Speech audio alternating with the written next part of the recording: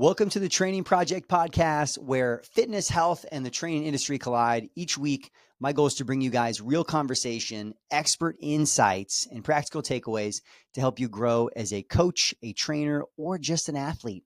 And this week, I had the benefit and the opportunity to get to speak with Dr. John Rusin. And on this episode, we get to dive into a lot of really interesting and timely topics about longevity, about pain-free training, about how we apply what we learn working with athletes, and so many things in these areas where John truly has developed not just an expertise, but really detailed systems and opinions and proof behind working with a number of major league athletes in all sports.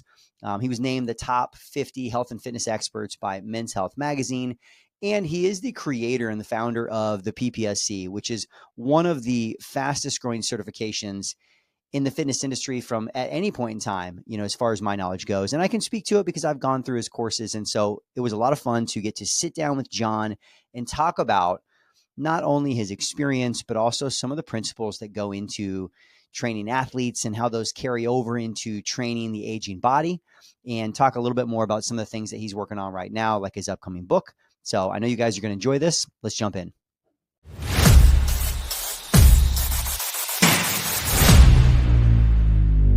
John, I have to say, I am excited for this conversation selfishly. And, I didn't say this when we were pre-recording before, but, you've kind of been in many ways like a silent mentor for me in the industry for a number of years. I mean, I've been following you from the days of T Nation and, all the stuff that you have out there. And then, had the opportunity to go through PPSC and now, at some stage become friends and colleagues with some of the other people who work with you. It's definitely a pleasure for me to have you on the podcast. I appreciate you joining me, man. Joe, thanks for having me and all your support over the years. It is much appreciated. Between hosting courses and being able to attend and be able to network with my team at Pain Free Performance, you're the best. And that's why I'm so looking forward to this episode. Yeah, man. And, you have no shortage of things happening any given time between the book launch that, we'll talk about and get into a little bit on the topic, and your education company with the PPSC, for those who aren't familiar with, which is where I initially really, started following more about what you're doing. And then also just all your work with, general population, with your training, and, you got a lot of things going on, man. You're a busy dude.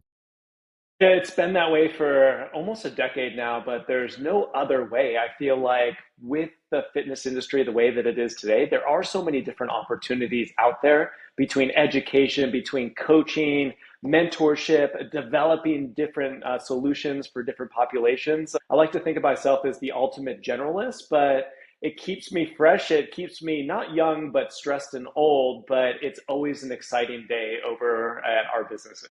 I love that. And I know from just getting into some of your background, you've got a pretty extensive background working with professional athletes. Talk to me a little bit about that. Well, I started out as a Division I strength coach at the University of Buffalo, and that was my first job, and it was my forever job. And somewhere along the way, I ended up back in school. I did a doctorate in physical therapy while I was working as a strength and conditioning coach.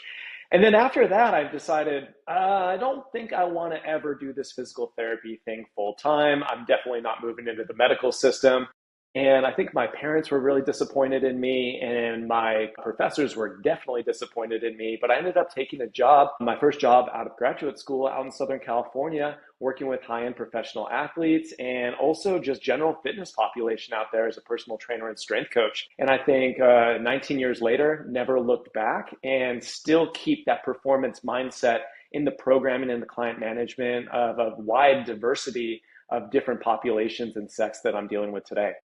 I like that. And I feel like that's a lot of people. I know this too, even like my clients, people getting into, our courses, getting started, look at the performance world, right? And there's I feel like this can go two ways. And I'm sure you have some feelings about this, of applying, like there's things that you see in the highest levels of performance, working with Olympic athletes.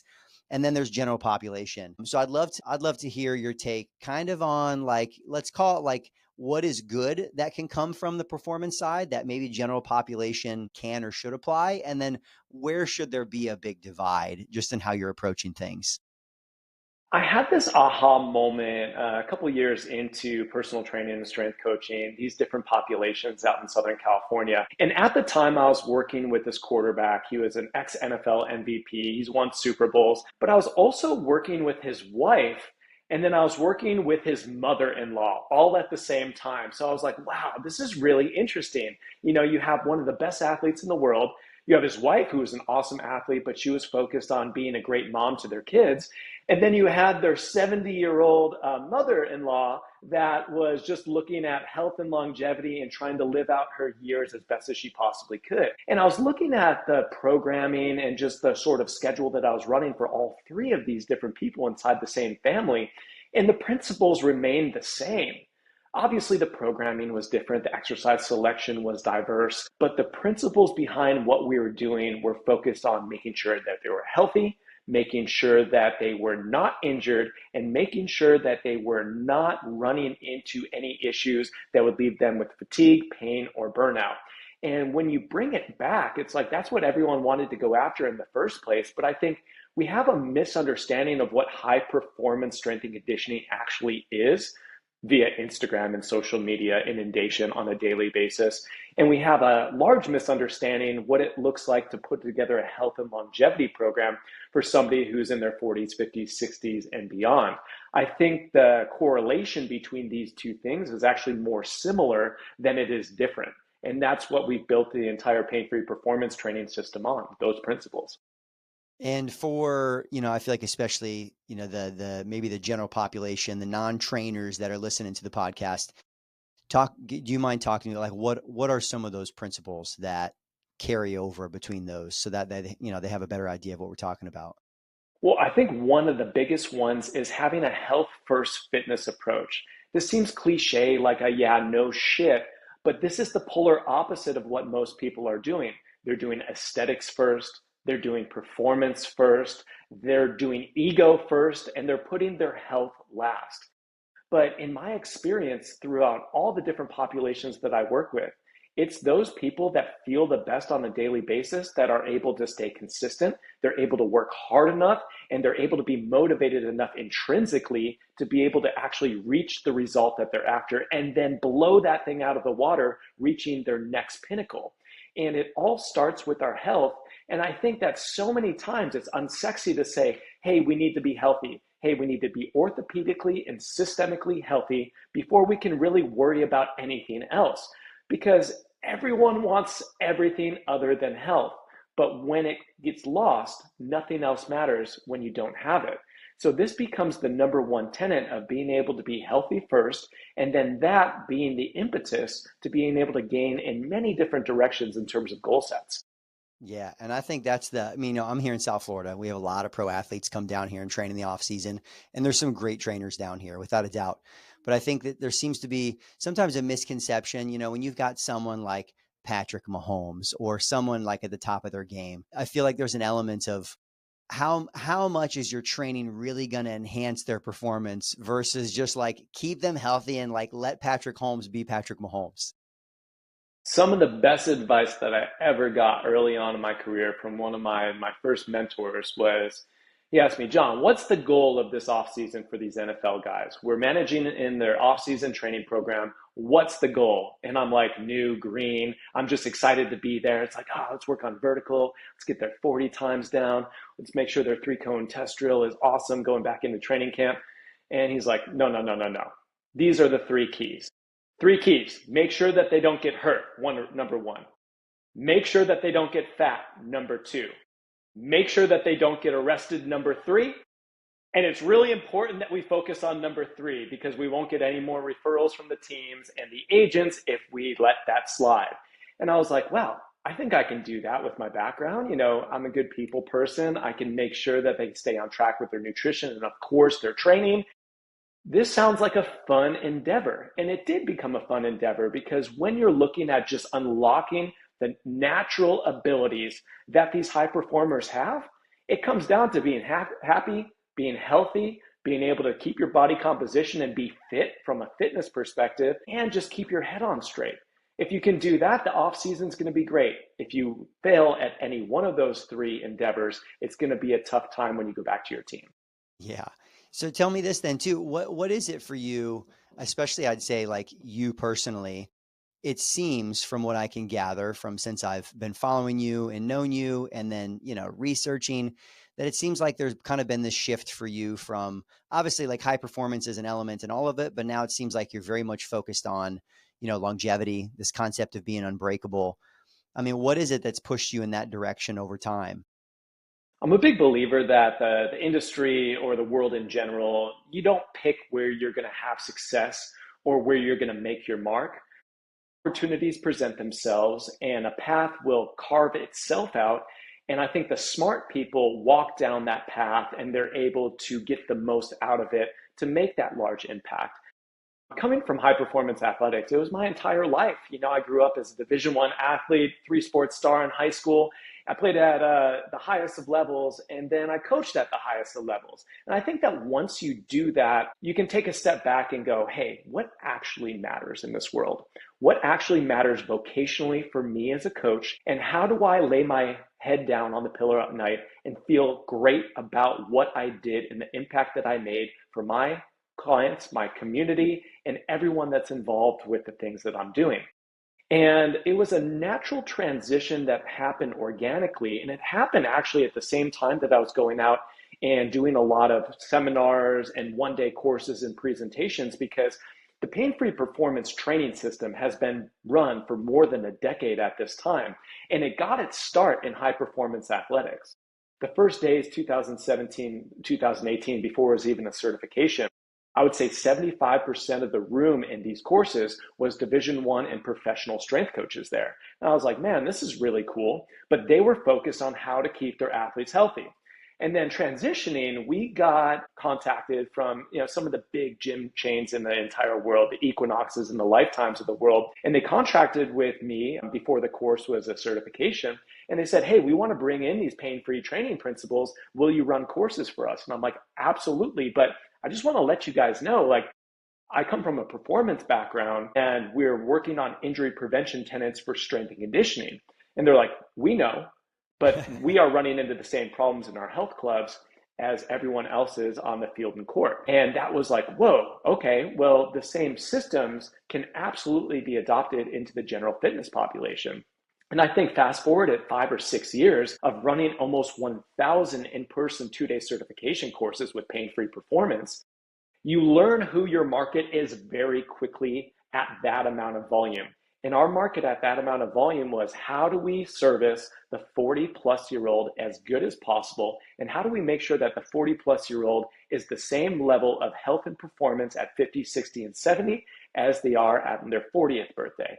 And we let the system speak, we let the results speak. And I think that today we do a vast majority of our attendance is from personal trainers that are new into the industry, maybe anywhere from 3 months to 3 years of experience, that they're looking for a system to follow, to refine, and to scale their programming and their client management with. And I think it's awesome because it's the same system that was taught a decade ago to some of the best high performance coaches in the world. Yeah, I love it. I mean, I can speak to it just from having gone through lots of courses, all the certifications, right? Teaching a couple of the entry level certs for a while.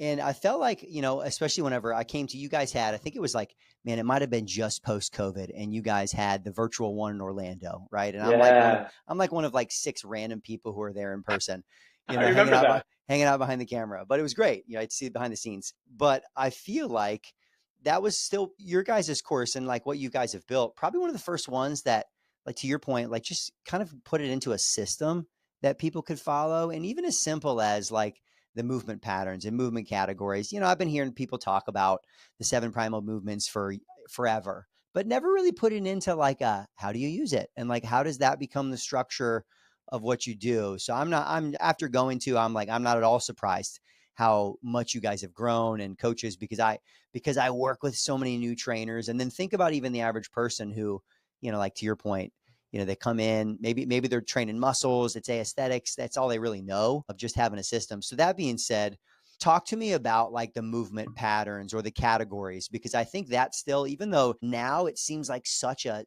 duh concept, I feel like most people still have no idea how to think about things in that way. I will guarantee that most people have no idea in how to think about anything other than back and biceps day, or chest and triceps day, or leg day, or muscle by muscle approaches to training. Yeah. And like you alluded to, the foundational movement patterns, they are what they are. People always get mad. They're like, John, why is there 6 instead of 7 or instead of 4? They are what they are. They're based on the neural development sequence that every child goes through in order to go from a baby laying on their back all the way up into a highly functioning human being on 2 legs. But the way in which we teach the squat, hinge, lunge, push, pull, carry, it's not just the starting point of, hey, you should have these in your program because this is what completes an entire human movement system profile. That's just the starting point. We're learning how to optimize these patterns individually for you, your body, and your unique needs. We're looking at programming these patterns for how to actually take advantage of the training stimulus that they're at. And I think the thing that stands out most is how do we create synergy between all of these patterns together to make sure that we have a complete movement system that is being trained on a week by week basis at the amounts of volumes, frequencies, and intensities that is actually going to move the needle in terms of a goal set. But in terms of these 6 foundational movement patterns, they are the core construct of our human movement system that I think has been lost over the last number of years in our fitness industry today. I audit thousands of different programs out there for many different people, and I see that the number one mistake that people are making right off the bat is that they neglect or they disuse multiple of the foundational movement patterns. They're missing 1, 2, 3, sometimes 4 or 5 of the foundational movement patterns. And that is the first thing that we do as coaches to be able to rebuild these patterns, re-implement them, and then put them into a position where they can start gaining for life. And it sounds stupid simple, but a system to be able to go through and do this and refine it and actually define what quality human movement is in terms of these patterns, that's what we've done for a decade plus now at a high level, because we've made the ease of implementation simple enough and effective enough in order to just utilize it and get the advantage from it. What from, all the programs you've gone through then, what would you say? What are the 1 to 2 most undertrained patterns? Easy. The hip hinge, number 1, and single leg, number 2. People disuse the hip hinge pattern because it's a biopsychosocial physical disuse state. They probably hurt their back at some point in time. Maybe they did it in the gym. Maybe it was a barbell deadlift off the ground. And instead of going, hey, there's thousands of different ways to do the hip hinge pattern, they look at the hip hinge as only one singular exercise that happens hard and heavy in a 1 to 3 rep max off the ground, with a back that looks like it's about to break or you're not going heavy enough. And that's just not true. And then the single leg pattern, our lunge pattern, it is simply hard.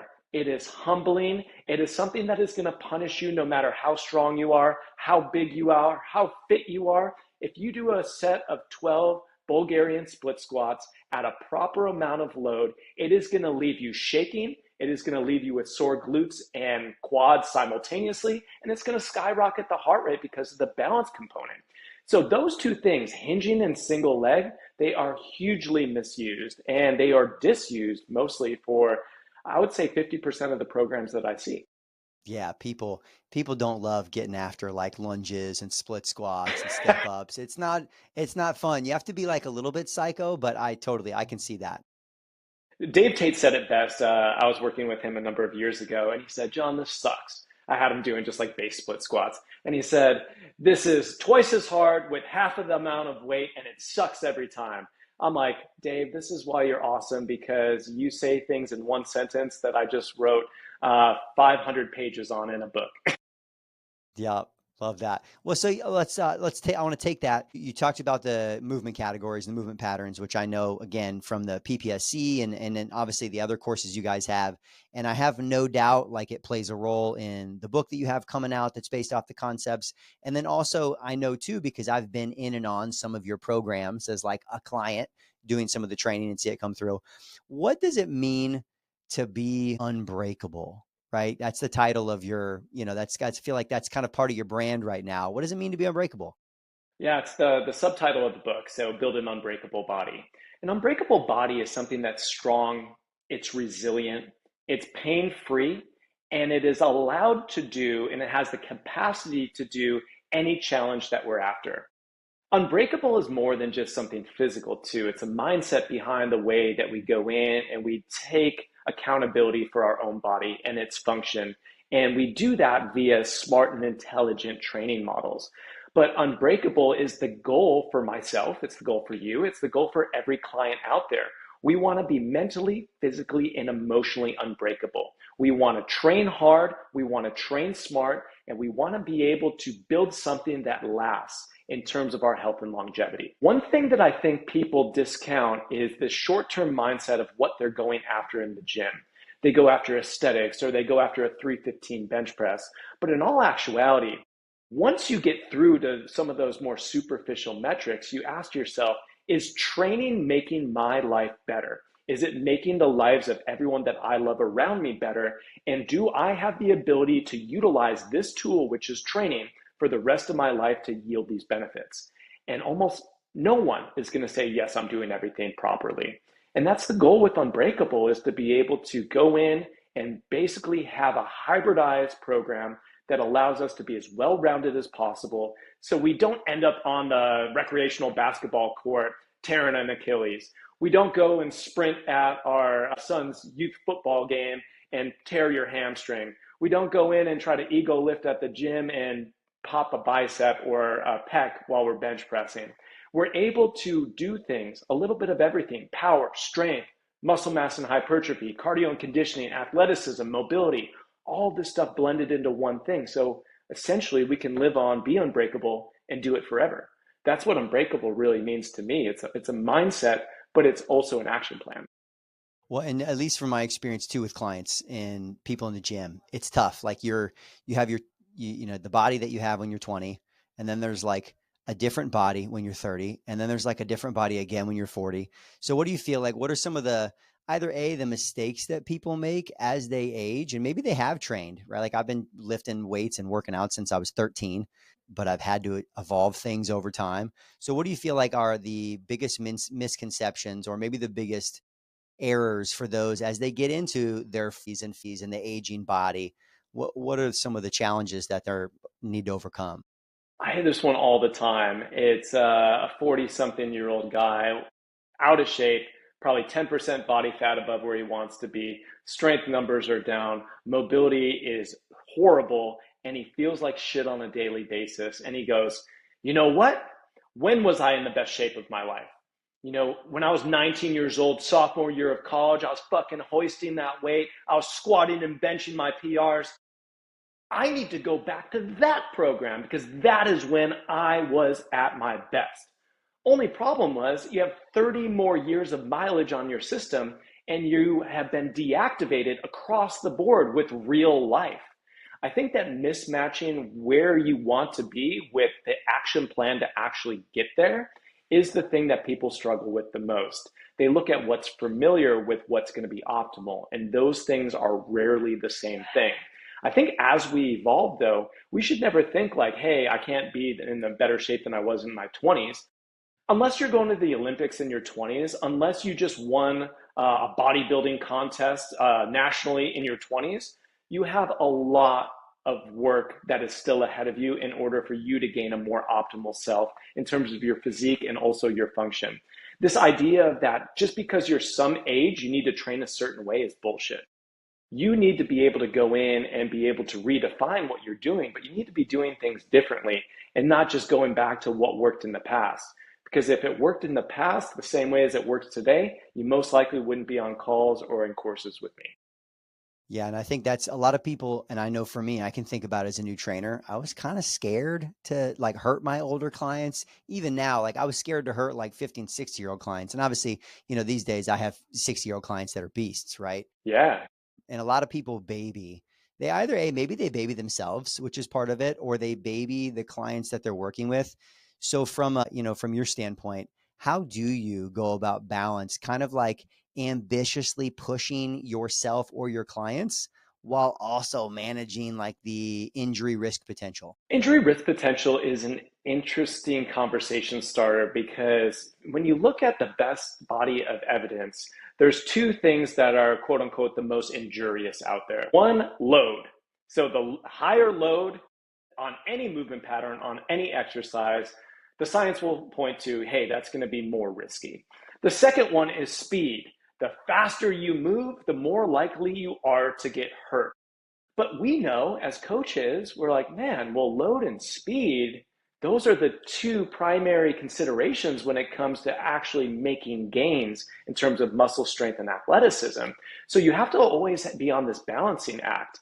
The idea that just because you get older, you should be training less, you should be training lighter, and you should be training slow is the opposite of what people need to be doing. When you get older, you actually need to be training more because you need to reverse some of these things that happen to you on a couple decade by decade basis. You also need to be re-exploring what it is to use power and potentiation, not only in acceleration and moving fast, but actually emphasizing deceleration, which is a huge protective mechanism. I think the final thing is that we need to be able to be fit aerobically to be able to simply look at what we have at our disposal in terms of being a fit and a functional human being and be able to maximize that, because that's something different than muscle mass or even high-end strength potential that can be maintained for almost an entire lifetime at a very, very high level. And all of a sudden you go, well, that sounds like training of a professional athlete. That sounds like training of a 30-something-year-old that is going into a high rocks competition. It all sounds the same. It just becomes conditional by the individual that's in front of you. I have 60-year-olds that I'm currently managing right now that if you looked at their program on paper, you would go, wow, that guy's in the NFL. I also have 20-year-olds right now that you look at their program on paper and think they were the 70-year-old getting ready for hospice care. I think that just because you're a certain age doesn't change the fact that people have different abilities, they have different goal sets, and they have different mindsets on how they want to live the rest of their lives. And I think that if we take away the numerical value, which is age, and we put a quality value on what somebody's able to do in terms of their abilities, it's a totally different conversation. Yeah. Yeah. And I love that. I feel like now more than ever, I feel like my clients have come along with me quite a bit and they've gotten way more educated, but I definitely, more and more people are talking about longevity. They're listening to They are. podcasts, which is great. I love that. And I think, I've even gotten quite a few like great questions from my clients and, or those that are in our courses of like, Joe, I know that there's benefits of like sprinting and jumping. And it's kind of the question, like, should I start sprinting? So what, how do you tackle that? Right. How do you get back to sprinting, or is sprinting even the right approach? I am so grateful that longevity is in the conversation today, but it does pose questions and concerns about sourcing of who's actually talking about longevity. We have a lot of longevity doctors out there today that have no expertise when it comes to the action plans of training for longevity. And this runs into a problem because we see the reality of working with our clients on a day-to-day basis and what people are actually able to do and the time that they have to do it. And then you have a 6-hour podcast on one tiny piece of minutia of health and longevity that poses questions for everyone, losing all sight lines in the trees. And we always have to come back to what our general principles are. I think that the conversation around longevity is very sexy right now, but I do think there's a lot that is to be sold on the back end of it. Sold in terms of supplements, sold in terms of pharmacology, sold in terms of really high-end, high-investment tactics and modalities, cold plunging, that really gain a lot of attention. But when we look at what actually matters for longevity, you can't compare a cold plunge to a strength and hypertrophy-based training program. You can't compare red light therapy to raising your VO2 max via proper cardio and conditioning. These things aren't comparable. But when we step in and we actually look at who are the longevity experts in the field, they are the ones doing health, performance, and fitness. They are the ones looking at nutrition for real people. They are the ones training real people in the gym, because these are our two greatest allies when it comes to the quote unquote health and longevity space.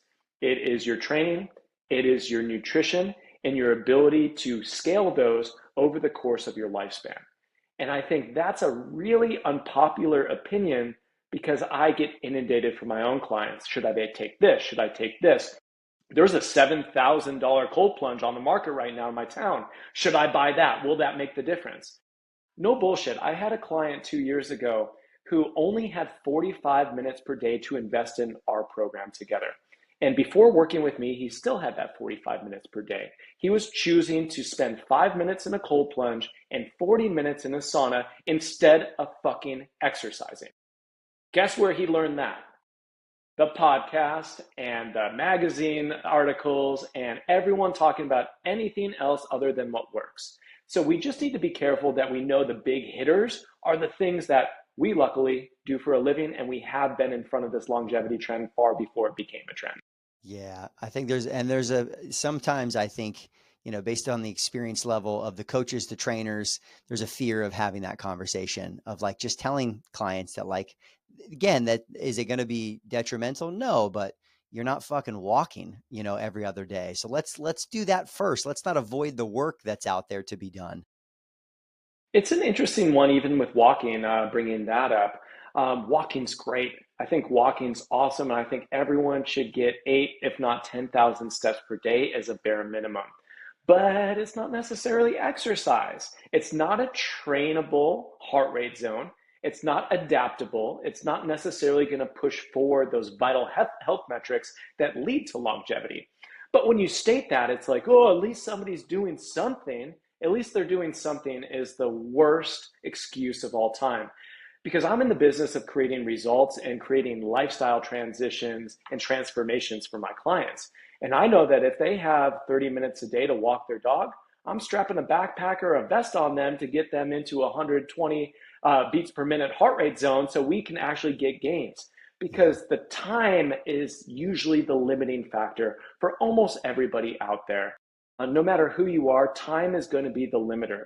So how do we maximize the time and efficiency and be able to give our clients and the people out there that want to do good and want to be healthy and want to have longevity, how do we give them the most? And it comes down to just being smart with the way that you put a holistic plan together. So for those who do, right? Because I mean, even for me, I can relate to it, right? I grew up playing sports, played basketball all throughout my 20s, right? You get it. You've got your son. I got my 2 girls, 6 and 7. So life has been, have I been training? Absolutely. Have I been training athletically? Have I been sprinting and like cutting on the basketball court? No, I haven't. But now that my girls are getting older and hey, one of them's playing basketball now. And I'm like, well, shit, daddy wants to be able to cross over on the basketball court without pulling something. How do you start to transition back into that type of athleticism? Because it is so different than training in the gym. Even if you train hard, because I've always trained hard, but you don't have that same step. Everything's different. So how do you start to transition back into being able to do those things with confidence? You have to put it into your program. You're not going to get better at something that you don't train with concentration. And in terms of athleticism is one of 6 physical characteristics for health performance and longevity. It's one of 6, so it's already big.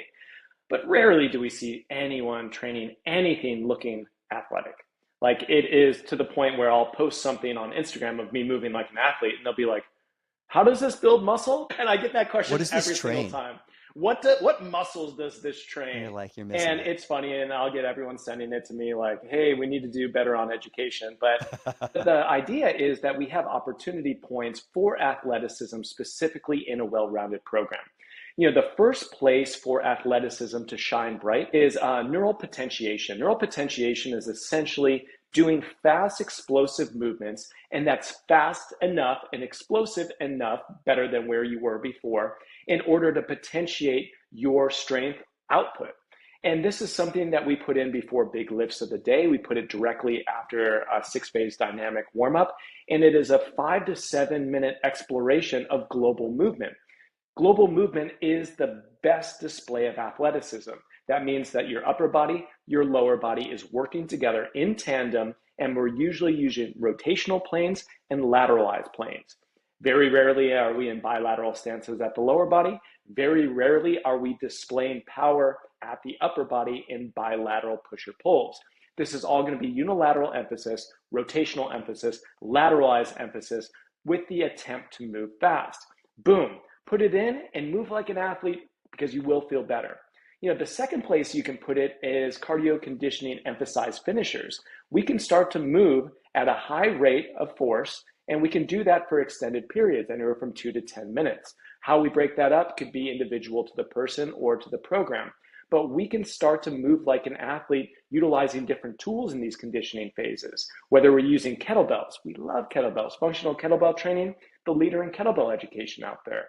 We can start using things like something that you know a little bit about, which is the landmine, and start moving like an athlete, looking at acceleration, deceleration, and rotation. There's so many different areas that we can start to do that, but I think people think that everything has to be for strength or everything has to be for muscle.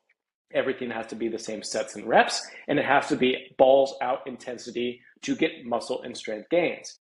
But that only goes so far. When we start to layer in athleticism, we have one layered into the warm-up, right after the warm-up with neural potentiation, in the finishers.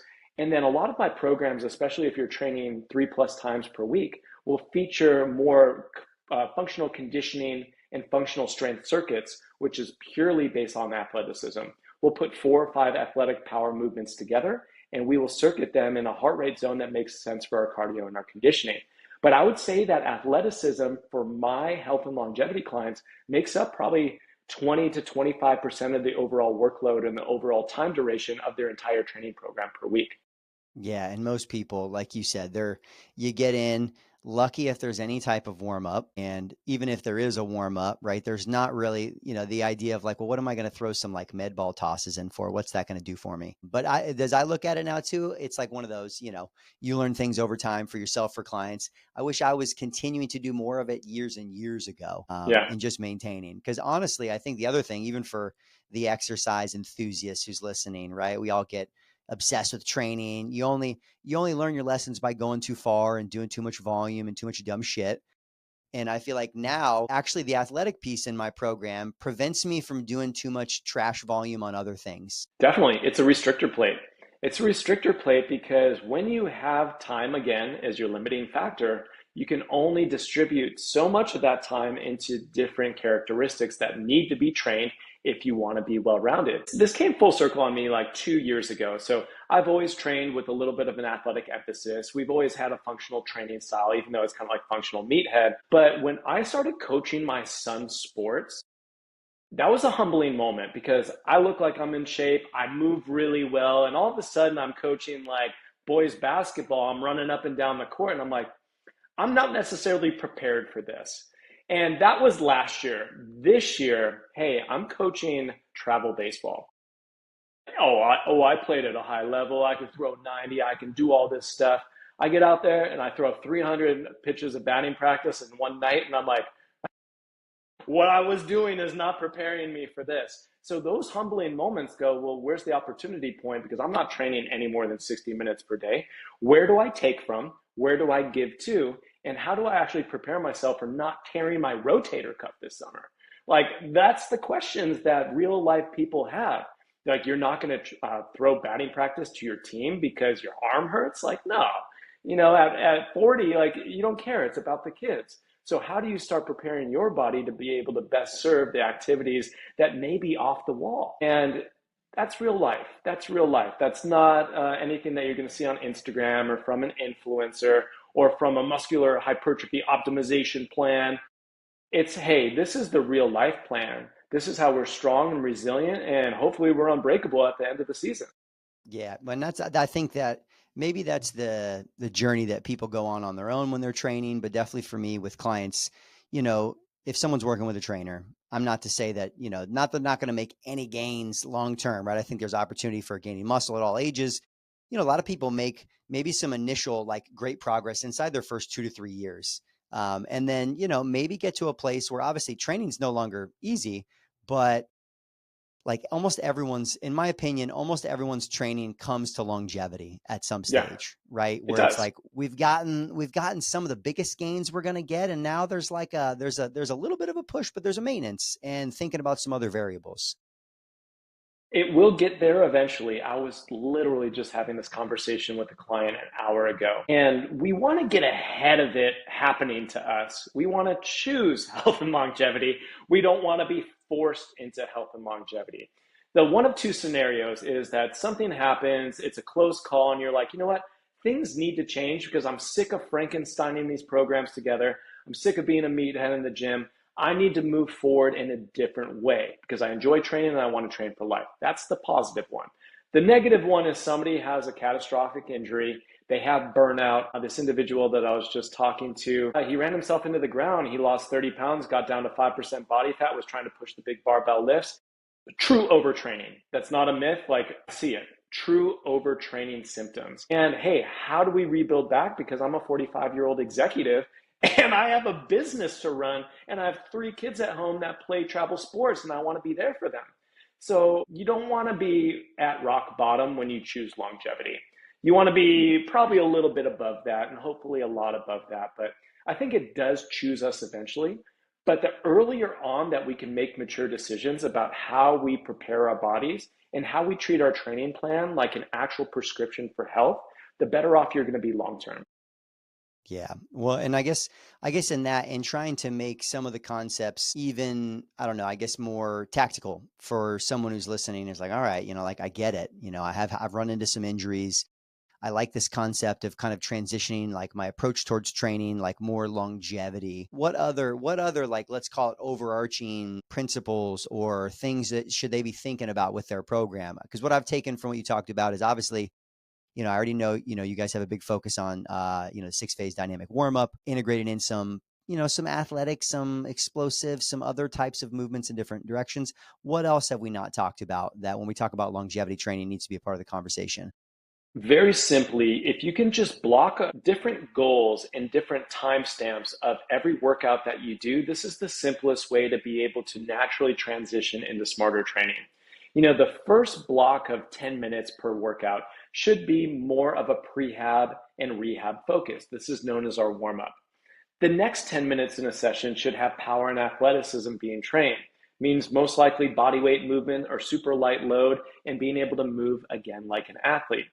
The next 20 minutes is going to be focused on strength, hopefully functional strength, squat, hinge, lunge, push-pull patterns that are trained anywhere from a 5 to 8 RM, and you're pushing hard and heavy in a safe position. From there, you're working on accessory for building muscle and tapping into all the hypertrophic benefits that we have at our disposal that will lead to better, more quality muscle mass. That is another 10 minutes, maybe 15 minutes. And at the end, we should be training some sort of high heart rate, VO2 max work before we end in 2 to 3 minutes of a cool down that actually starts us with the recuperation and recovery process before we actually exit the gym. So if you can hit upon all those characteristics, you're going to have a well-rounded training program no matter what the exercise selection looks like. But we need to be looking at what are the differences between each of these. Power, move fast. Strength, move heavy. Hypertrophy, get a pump. Cardio and conditioning, elevate your heart rate. Cool downs, be able to bring heart rate down and relax and recover with vital metrics decreasing. Prehab, rehab, you don't feel like shit. These are the metrics that we should be after, not just like, hey, I don't think I can throw a 2.5 on the barbell this week. I'm a total failure in life. I should probably quit. You hear this stuff from people and you're like, there's more to training than this. There's more out there. So if someone can get down, and I like the simplicity of like, give you time constraints, you can only accomplish a certain amount in there. If someone gets that down, how important is periodization then for the average person? In regards to like, hey, okay, cool. Like I understand these time constraints. Is that enough for me? And long term, I keep pushing in each one of those categories. How important is like more, let's say, complicated periodization schemes when we're talking about general population longevity? I think it's a dead art. I think it's a dead art in programming long-term periodization plans. It doesn't fit people's lifestyles. And when we fall off plan that is too far out in front of us in terms of months, if not years, then people become a self-fulfilling prophecy of failure. I am a big fan of slight DUP, daily undulated periodization, slightly different every single day, still hitting the same patterns, but being able to utilize variety and diversity for individualization, but also a little bit of like, hey, this doesn't suck and it kind of excites me when I go to the gym. We should definitely have a fun factor in our training. But I am also a big fan of being able to train 4-week blocks. Anywhere from 3 to 6 is what I'll use with my clients. 4 weeks is what I'll use with my training teams like Unbreakable. And 4 weeks is placed in very specifically because we have like an introductory week where it's like you go through the motions, make sure your timestamps are right. You have 2 progressions weeks on week 2 and 3, and then you have a peak week on 4, and you're ready to move on and get that slight variation the next training block through. I am a believer of that because that yields superior results. I have clients that want to train 8 to 12 weeks on the same program. I'm like, that's a little bit much. I also have clients that want to train on a brand new program every single week. And I said, heck no, you're never going to make any gains doing that. So I think that 4 weeks is about perfect in terms of our short-term periodization plan. But long-term, people switch, people change, people have different goals, and they have different lifestyle factors that are going to lead them in different directions. So we need to be cognizant almost every 4 weeks of like, are we still going this direction or are we shifting our focus now? And there's nothing wrong with that. Yeah. So at least what I'm taking from you too, and you can clarify for me if I'm wrong, is that, if you can really kind of get down this, let's call it time-driven structure for how you're going to get the most out of your hour, that's a great initial step for people. And then, obviously getting more specific and breaking down into the exercises. I understand some of the rep ranges you're talking about.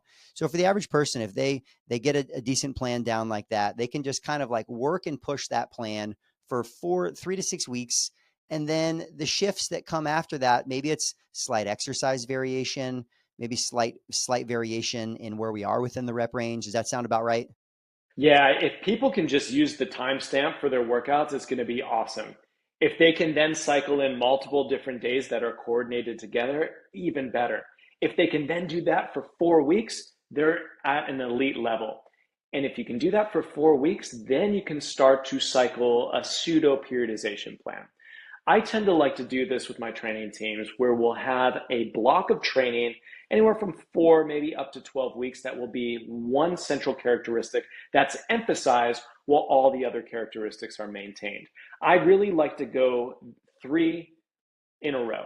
I like to go from a mobility emphasis, full extended ranges of motion on a lot of the accessory work, KPIs that are natural to their body. From there, we transition into more of a hypertrophy where we drive up volumes, we drive up joint-friendly approaches, and we try to have the training volumes and intensities speak for themselves in terms of muscular hypertrophy adaptations.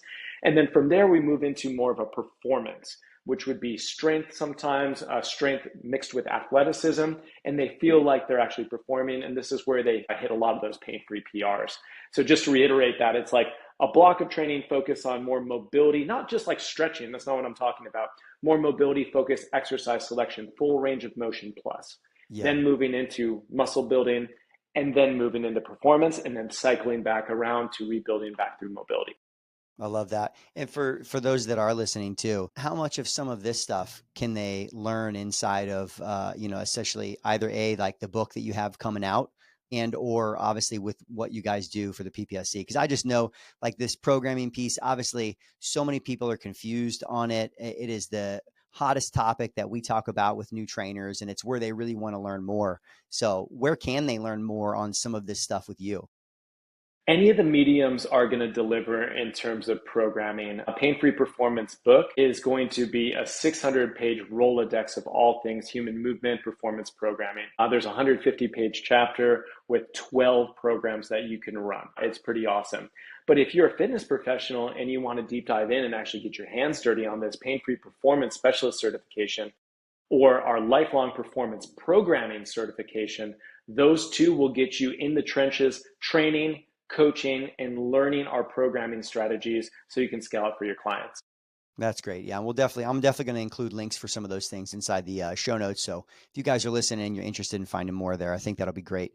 For those who, whether social media is always our good or our bad education, I'm sure a lot of people would love to know, where are you most active out there on social? If people want to just connect with you on a daily and learn more from you.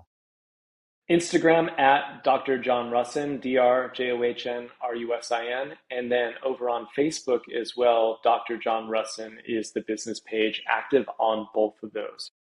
Instagram. Yeah, like you said, you do get a lot of comments on Instagram. I like the story responses, both positive and negative. I think that's fun. You know you made it when you get into a story and either get roasted or you get the thumbs up. I love that. And aside from all the stuff that we got to talk about so far, John, what are you excited about in the industry, coming up? Man, there's a lot of things happening, and I think that the fitness industry is rewriting itself right now. I don't necessarily think it knows what direction it wants to go in, but I think that the opportunity lies in many different areas. We talked a little bit about health and longevity. I think there is opportunity that I'm excited about there. Probably selfishly because we've been doing it far before it was trendy, and we have a really strong hold of that education. But I'm also excited that people are finally looking at a more hybridized way to train. Just when I say that, I like to think about you just saying, "Oh, the comments on Instagram." That would be otherwise. But I think that there are more people. Yeah, there are more people talking about, hey, we should do lifting and cardio. Like that was a huge step. It wasn't just lifting or cardio. It wasn't one versus the other. But I think now we're talking about, all right, we can lift, we can be an athlete, we can do cardio and conditioning. There's mobility and there's moving well. There's so many different of these physical characteristics that can be put together in a true hybrid program. Hybrid program doesn't mean that you're just going to power lift and run. I think we're past that. That was a number of years ago that was popular. But today, people are looking at how do we actually train to be a healthy, functional human being? And I think a lot of the influencers and the real influencers with the dollar signs in the industry are pushing towards that as well. That's awesome, man. Well, I'm excited about it, and I look forward to continuing to follow you and get my hands on the book when it comes out. So thank you so much for being on the podcast. I appreciate you, brother. Thanks, Joe.